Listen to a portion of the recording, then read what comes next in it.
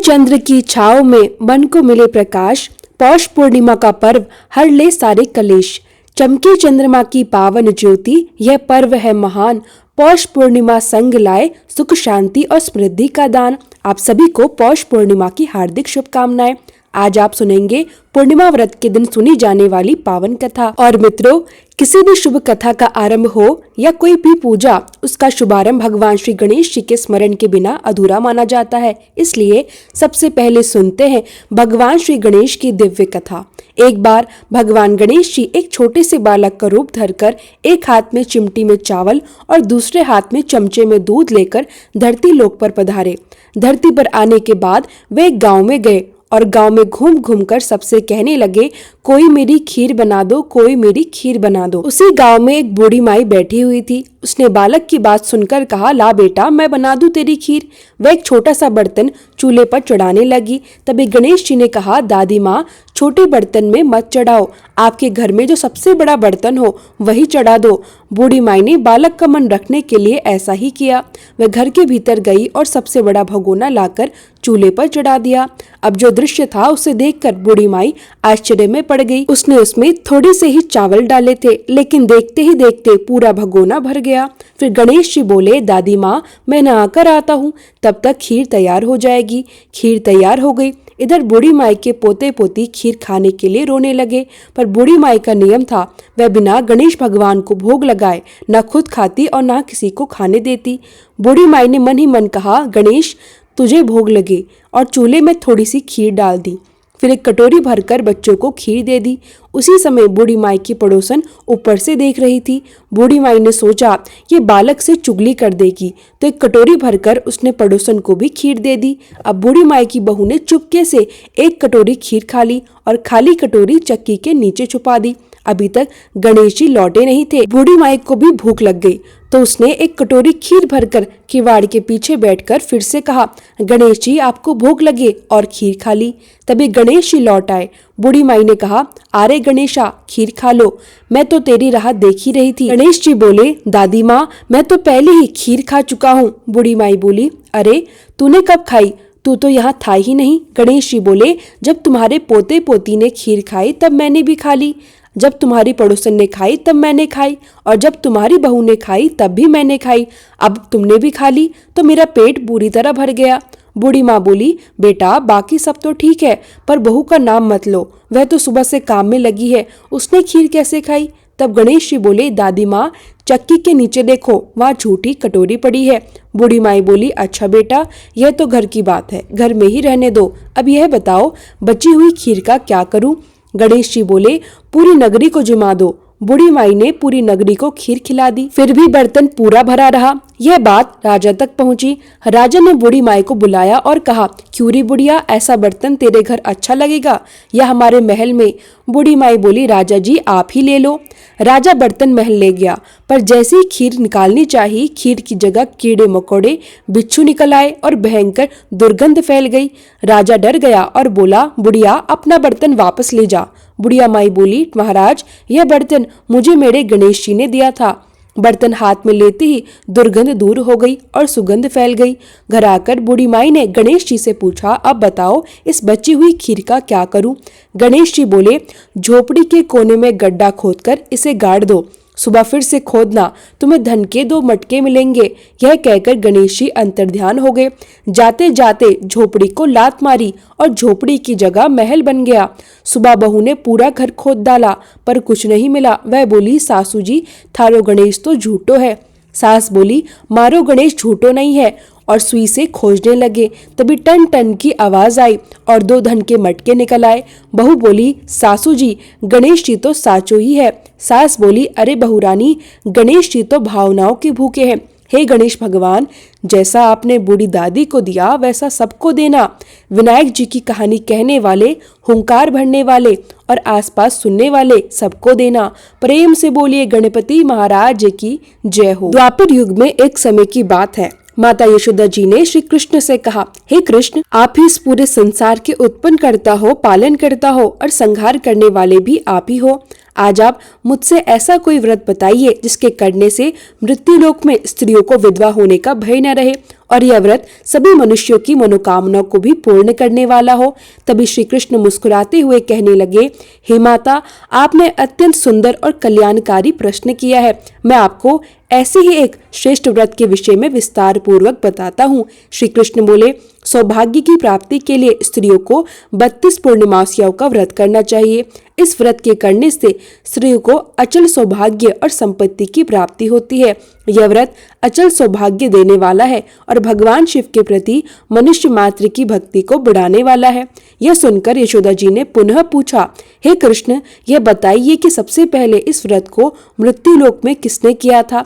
कृपया इसके विषय में मुझे पूरा विस्तार पूर्वक बताइए।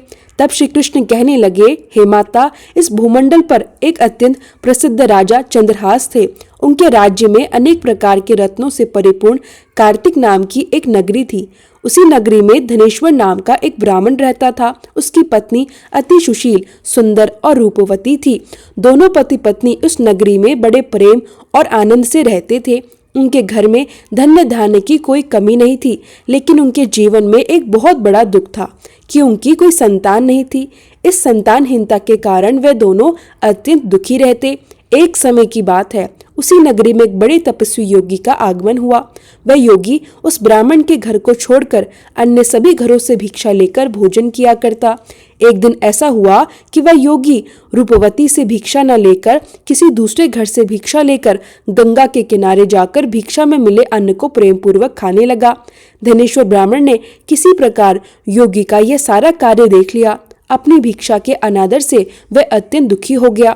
दुखी मन से धनेश्वर योगी से बोला, महात्मन, आप सभी घरों से भिक्षा लेते हैं, किंतु मेरे घर की भिक्षा कभी नहीं लेते।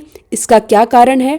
तब योगी ने उत्तर दिया, निसंतान के घर की भिक्षा पापियों के अन्न के समान होती है और जो पापियों का अन्न खाता है वह भी पतित हो जाता है। तुम निसंतान हो, इसलिए पतित हो जाने के भय से मैं तुम्हारे घर की भिक्षा नहीं लेता। योगी की यह बात सुनकर धनेश्वर का हृदय अत्यंत व्यथित हो गया। वह हाथ जोड़कर योगी के चरणों में गिर पड़ा और विनीत स्वर में बोला, हे महात्मन, यदि ऐसा ही है तो आप ही मुझे पुत्र प्राप्ति का कोई उपाय बताइए। आप तो त्रिकालदर्शी हैं, सब कुछ जानने वाले हैं, मुझ पर कृपया कीजिए। धनेश्वर ने आगे कहा, मेरे घर में धन की कोई कमी नहीं, परंतु पुत्र न होने के कारण मैं अत्यंत दुखी हूँ। कृपया आप मेरे सुख को दूर करें। यह सुनकर योगी कहने लगे, हे ब्राह्मण, तुम देवी चंडी की आराधना करो। योगी की आज्ञा पाकर धनेश्वर घर लौटा और उसने अपनी पत्नी से सारा वृत्तांत कह सुनाया। इसके बाद वह स्वयं तपस्या करने के लिए घने वन में चला गया। वन में जाकर उसने देवी चंडी की कठोर उपासना की और निरंतर उपवास किया। कुछ दिनों बाद चंडी देवी ने उसे सपने में दर्शन दिए और कहा, हे धनेश्वर, जा, तुझे पुत्र की प्राप्ति होगी, परंतु वह पुत्र केवल 16 वर्ष की आयु में ही मृत्यु को प्राप्त हो जाएगा। यह सुनकर धनेश्वर भयभीत हो गया। तब देवी ने आगे कहा, यदि तुम दोनों पति पत्नी विधि पूर्वक 32 पूर्णमासियों का व्रत करोगे तो वह पुत्र दीर्घ आयु होगा। देवी चंडी ने आगे कहा, जितनी तुम्हारी सामर्थ्य हो, आटे के उतने दीपक बनाकर भगवान शिव का पूजन करो, परंतु ध्यान रहे पूर्णमासियों की संख्या 32 अवश्य पूरी होनी चाहिए। देवी बोली, प्रातःकाल होने पर इसी स्थान के पास तुम्हें आम का एक वृक्ष दिखाई देगा। उस पर चढ़कर तुम एक फल तोड़ना और शीघ्र अपने घर लौट जाना। घर आकर अपनी पत्नी से ये सारा वृत्तांत कहना। ऋतु स्नान के बाद वह स्वच्छ होकर शंकर भगवान का ध्यान करे और उस आम के फल को ग्रहण करे। देवी ने कहा, ऐसा करने से भगवान शिव की कृपा से तुम्हारी पत्नी को गर्भ ठहर जाएगा। जब वह ब्राह्मण प्रातःकाल उठा तो उसने उसी स्थान के पास ही आम का एक वृक्ष देखा। उस आम के वृक्ष पर अत्यंत सुंदर आम का एक फल लगा हुआ था। ब्राह्मण ने उस आम के वृक्ष पर चढ़कर उस फल को तोड़ने का प्रयास किया, किंतु कई बार प्रयास करने पर भी वह वृक्ष पर चढ़ ही नहीं पाया। अब तो ब्राह्मण को बहुत चिंता होने लगी। तब वह विघ्न विनाशक श्री गणेश जी की वंदना करने लगा और कहने लगा, हे दयानिधे, आप अपने भक्तों के सभी विघ्नों का नाश करने वाले हैं, मंगल कार्यों को सिद्ध करने वाले हैं, दुष्टों का नाश करने वाले हैं और रिद्धि सिद्धि देने वाले हैं। हे प्रभु, मुझ पर कृपया कीजिए, मुझे इतना बल प्रदान कीजिए कि मैं अपने इस मनोरथ को पूर्ण कर सकूं। इस प्रकार सच्चे मन और पूर्ण श्रद्धा से भगवान गणेश की प्रार्थना करने पर भगवान की कृपा से वह ब्राह्मण वृक्ष पर चढ़ गया। वृक्ष से उस आम के फल को तोड़कर वह घर आया और अपनी पत्नी को वह फल लाकर दे दिया। उसकी पत्नी ने अपने पति के कहे अनुसार उस फल को खा लिया और वह गर्भवती हो गई। देवी चंडी की असीम कृपा से उसे एक अत्यंत सुंदर पुत्र की प्राप्ति हुई। उस पुत्र का नाम उन्होंने देवीदास रखा। माता पिता के हर्ष और शोक के साथ वह बालक शुक्ल पक्ष की चंद्रमा की भांति अपने पिता के घर में पलने बढ़ने लगा। देवी की कृपा से वह बालक बहुत ही सुंदर, सुशील और विद्या में अत्यंत निपुण हो गया। देवी की आज्ञा के अनुसार उसकी माता ने 32 पूर्णिमासी का व्रत रखना आरंभ कर दिया ताकि उसका पुत्र दीर्घ आयु हो सके। 1.25 वर्ष लगते लगते देवीदास के माता पिता को बहुत अधिक चिंता होने लगी। उन्हें भय सताने लगा कि कहीं इस वर्ष उनके पुत्र की मृत्यु न हो जाए। उन्होंने मन ही मन विचार किया कि यदि ऐसी कोई दुर्घटना उनके सामने घट गई तो वे उसे कैसे सहन कर पाएंगे। इसलिए उन्होंने देवीदास के मामा को बुलाया और उनसे कहा, हमारी इच्छा है कि देवीदास 1 वर्ष के लिए काशी जाकर विद्या का अध्ययन करे। तुम उसे कभी अकेला मत छोड़ना, तुम उसके साथ ही रहना और 1 वर्ष के बाद उसे सुरक्षित वापस ले आना। सारा प्रबंध करने के बाद उसके माता पिता ने देवीदास को काशी जाने के लिए एक घोड़े पर बिठाया और उसके मामा को उसके साथ भेज दिया। किंतु बालक के अल्प आयु होने की बात ना तो बालक को बताई गई और ना ही उसके मामा को। धनेश्वर ने अपनी पत्नी के साथ मिलकर अपने पुत्र की मंगल कामना और दीर्घ आयु के लिए देवी भगवती की आराधना और पूर्णिमासियों का व्रत आरंभ कर दिया। इस प्रकार उन्होंने निरंतर 32 पूर्णिमासी का व्रत पूरी श्रद्धा से पूर्ण किया। कुछ समय बीत जाने के बाद एक दिन मामा और भांजा रास्ते में रात्रि विश्राम के लिए एक गांव में ठहरे। उस दिन उस गांव में एक ब्राह्मण की अत्यंत सुंदरी, सुशीला, विदुषी और गुणवती कन्या का विवाह होने वाला था। जिस धर्मशाला में वर और उसकी बारात ठहरी हुई थी, उसी धर्मशाला में देवीदास और उसके मामा भी ठहरे हुए थे। संयोगवश कन्या को तेल आदि चढ़ाकर मंडप का कर्म किया गया, किंतु लग्न के समय वर को धनुवार्थ हो गया। वह हिलने डुलने और चलने फिरने में पूर्णतः असमर्थ हो गया। तब वर के पिता ने अपने परिवारजनों से परामर्श किया और यह निश्चय किया, वह देवीदास मेरे पुत्र जैसा ही सुंदर है, मैं इसी के साथ लग्न करवा दूंगा और बाद के विवाह के सभी कार्य अपने पुत्र के साथ पूरे कर लूंगा। ऐसा सोचकर वह देवीदास के मामा के पास गया और बोला, तुम थोड़ी देर के लिए अपने भांजे को हमें दे दो ताकि विवाह के लग्न का कार्य सुचारू रूप से संपन्न हो सके। तब मामा ने कहा, कन्यादान और मधुपर्क के समय जो कुछ भी वर को मिलेगा वह सब हमें दे दिया जाए, तब मेरा भांजा इस बारात का दूल्हा बनेगा। वर के पिता ने यह बात स्वीकार कर ली। तब मामा ने अपने भांजे को वर बनने भेज दिया। रात में विधि पूर्वक विवाह के सभी कार्य संपन्न हो गए, किंतु देवीदास अपनी पत्नी के साथ भोजन नहीं कर सका। दुखी मन से वह वही सोचने लगा कि ना जाने यह कैसी स्त्री होगी, किसकी स्त्री होगी। इसी सोच में वह एकांत में बैठा रहा और उसकी आंखों से आंसू बहने लगे। तब उसकी पत्नी ने पूछा, आप इतने उदास क्यों हैं? तब उसने वर के पिता और मामा के बीच हुई पूरी बात वधू को बता दी। यह सुनकर वधू बोली, यह ब्रह्मा विवाह के विपरीत कैसे हो सकता है? देवता, ब्राह्मण और अग्नि के सामने मैंने आपको ही अपना पति माना है, इसलिए आप ही मेरे पति हैं और मैं आपकी ही पत्नी रहूंगी, किसी अन्य की कभी नहीं। तब देवीदास ने कहा, ऐसा मत करो, मेरी आयु बहुत थोड़ी है, मेरे मरने के बाद तुम्हारी क्या गति होगी, इस पर भली भांति विचार कर लो। परंतु वह वधू दृढ़ निश्चय वाली थी। उसने कहा, जो आपकी गति होगी वही मेरी भी होगी। हे स्वामी, आप उठिए और भोजन कीजिए, आप निश्चय ही भूखे होंगे। इसके बाद देवीदास और उसकी पत्नी ने साथ में भोजन किया और रात्रि में वे सो गए।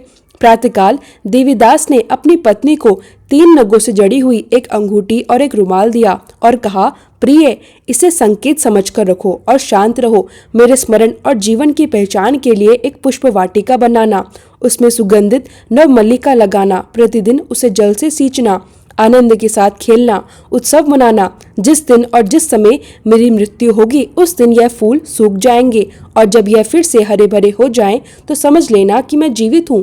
इस बात को निश्चय मानना और इसमें कोई संशय मत करना। इतना समझाकर वह वहां से चला गया। प्रातःकाल होते ही वहां पर गाजे बाजे बजने लगे।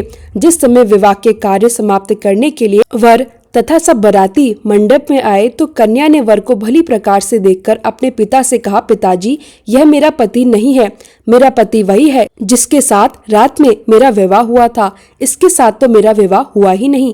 अगर ये वही है तो यह बताए कि मैंने इसको क्या दिया था और रात में हमारे बीच में क्या क्या गुप्त बातें हुई थी वह सब कुछ बताए। पिता ने उसके कहे अनुसार वर को बुलवाया। कन्या की सारी बातें सुनकर वह कहने लगा, मैं कुछ भी नहीं जानता। इसके बाद वह लज्जित होकर अपना समूह लेकर चला गया और सारी बारात भी अपमानित होकर वहां से लौट गई। भगवान श्री कृष्ण आगे बोले, हे माते, इस प्रकार देवीदास काशी विद्या पढ़ने के लिए चला गया। जब कुछ समय बीत गया तो काल से प्रेरित होकर एक सांप रात के समय उसको डसने के लिए वहां पर आया। उस विषधर के प्रभाव से उसके बिस्तर के चारों ओर विष की ज्वाला फैल गई और वह बिस्तर विषैला हो गया। परंतु वृद्धराज के प्रभाव से उसको वह सांप काट नहीं पाया, क्योंकि पहले ही उसकी माँ ने 32 पूर्णिमासियों का व्रत रखा था। इसके बाद मध्याह्न के समय स्वयंकाल वहां पर आया और उसके शरीर से उसके प्राण निकालने का प्रयास करने लगा, जिससे देवीदास मूर्छित होकर धरती पर गिर पड़ा। भगवान की कृपा से उसी समय देवी पार्वती जी के साथ श्री शंकर जी वहां पर आए। उसको मूर्छित दशा में देखकर देवी पार्वती ने भगवान से प्रार्थना की, हे प्रभु, इस बालक की माता ने पहले से ही 32 पूर्णिमासियों का व्रत किया था, जिसके प्रभाव से हे भगवान अब आप इसको प्राणदान दे दीजिए। देवी के कहने पर भक्तवत्सल भगवान ने उस बालक को प्राणदान दे दिए। इस व्रत के प्रभाव से काल को भी पीछे हटना पड़ा और देवीदास स्वस्थ होकर बैठ गया। उधर उसकी पत्नी उसके लौट आने की प्रतीक्षा किया करती। एक दिन उसने देखा कि उसकी पुष्प वाटिका में पत्र पुष्प कुछ भी नहीं रहे, सब कुछ सूखकर नष्ट हो गए। तो उसे बड़ा आश्चर्य हुआ, किंतु कुछ ही क्षणों में वह सारी वाटिका पहली की तरह हरी भरी हो गई। तब वह समझ गई कि उसके पति पुनः जीवित हो गए हैं। यह देखकर वह प्रसन्न होकर अपने पिता से कहने लगी, पिताजी, मेरे पति जीवित है, आप उन्हें ढूंढिए। जब 1.25 वर्ष बीत गया तो देवीदास भी अपने मामा के साथ काशी से वापस अपने घर के लिए चल पड़ा। इधर उसके ससुर उसे ढूंढने के लिए घर से जाने ही वाले थे कि तभी वे दोनों मामा भांजा वहीं पर आ गए। उसे आया देखकर उसका ससुर बड़ी प्रसन्नता के साथ उसे अपने घर ले गया। उस समय नगर के निवासी भी वहां इकट्ठा हो गए और फिर सब ने निश्चय किया कि अवश्य ही इसी बालक के साथ इसी कन्या का विवाह हुआ था। उस बालक को जब कन्या ने देखा तो पहचान लिया और कहा, यह तो वही है जो संकेत करके गए थे। फिर सब कहने लगे, भला हुआ जो यह आ गया। और तब सब नगरवासियों ने खूब आनंद मनाया। कुछ दिनों के बाद देवीदास अपनी पत्नी और अपने मामा के साथ अपने ससुर के घर से बहुत सा उपहार लेकर अपने घर की ओर चल पड़ा। जब वह अपने नगर के निकट पहुंचा तो कई लोगों ने उसे देखकर उसके माता पिता को जाकर सूचना दी, तुम्हारा पुत्र देवीदास अपनी पत्नी और मामा के साथ आ रहा है। यह सुनकर पहले तो उन्हें विश्वास ही नहीं हुआ, किंतु जब और लोगों ने भी आकर उनकी बात का समर्थन किया तब उन्हें बड़ा आश्चर्य हुआ। इतने में ही देवीदास अपने घर पहुंच गया। देवीदास ने अपने माता पिता के चरणों में सिर रखकर प्रणाम किया और उसकी पत्नी ने भी अपने सास ससुर के चरणों को स्पर्श किया। माता पिता ने अपने पुत्र और पुत्र वधू को अपने हृदय से लगा लिया और सबकी आंखों से प्रेम के आंसू बहने लगे। अपने पुत्र और पुत्र वधू के आगमन की खुशी में धनेश्वर ने बड़ा भारी उत्सव किया और ब्राह्मणों को बहुत सी दान दक्षिणा देकर प्रसन्न किया। भगवान श्री कृष्ण कहने लगे, हे माते, इस प्रकार धनेश्वर 32 पूर्णिमासियों के व्रत के प्रभाव से पुत्रवान हुआ। जो भी स्त्रियां इस व्रत को करती हैं वे जन्म जन्मांतर में कभी भी वैद्य का दुख नहीं भोगती और सदैव सौभाग्यवती रहती है। यह मेरा वचन है, इसमें कोई संदेह नहीं। यह व्रत पुत्र पौत्र देने वाला है और संपूर्ण मनोकामनाएं पूर्ण करने वाला है। 32 पूर्णमासियों का व्रत करने से व्रती की सारी इच्छाएं भगवान की कृपा से पूर्ण हो जाती हैं। तो सभी प्रेम से मिलकर बोलिए, कृष्ण भगवान की जय हो, राधा रानी सरकार की जय हो, भोले शंकर की जय हो, पार्वती मैया की जय हो। हर हर महादेव।